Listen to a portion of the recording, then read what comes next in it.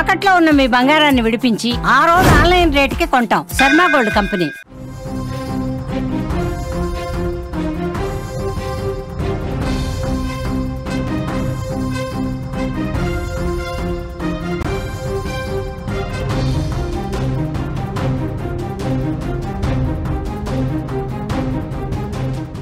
బంగారంపై కొత్త GST slabs వర్తించలేదు. అమల్లో ఉన్న పన్ను రేట్లు అలాగే కొనసాగింపు.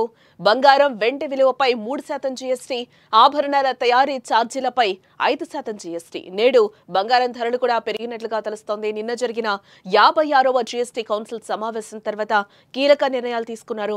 అయితే బంగారం వెండిపై వస్తువులు జీఎస్టీ రేట్లు మాత్రం మారలేదని కేంద్ర ప్రభుత్వం స్పష్టం చేసింది. ప్రస్తుతం అమల్లో ఉన్న పన్ను రేట్లు అలాగే కొనసాగుతున్నాయి.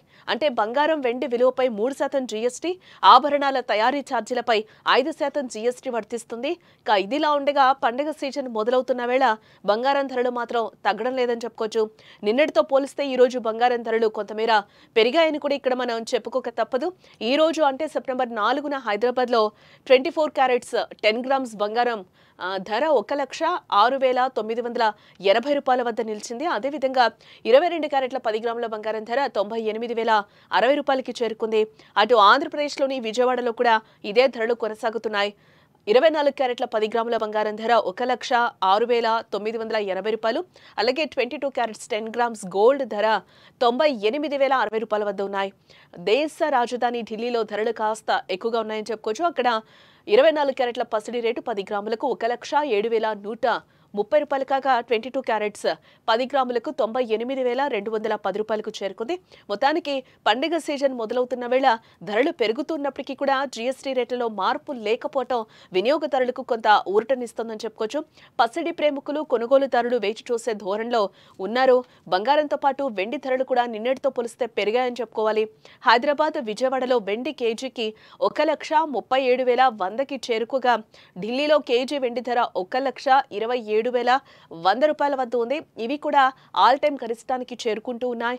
మొత్తానికి ధరల పెరుగుదల పసిడి మార్కెట్ కు కొత్త సవాళ్లను విసురుతోందని చెప్పుకోవచ్చు. అయితే రానున్న రోజుల్లో ఈ ధరలు ఏ విధంగా ఉంటాయో కూడా మనం చూడాల్సిన అవసరం ఎంతైనా ఉంది.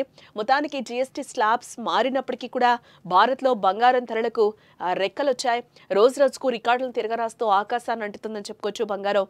అటు జీఎస్టీ కౌన్సిల్ సమావేశం తర్వాత కూడా పసిడి రేట్లలో మార్పు అయితే రాలేదని చెప్పుకోవాలి.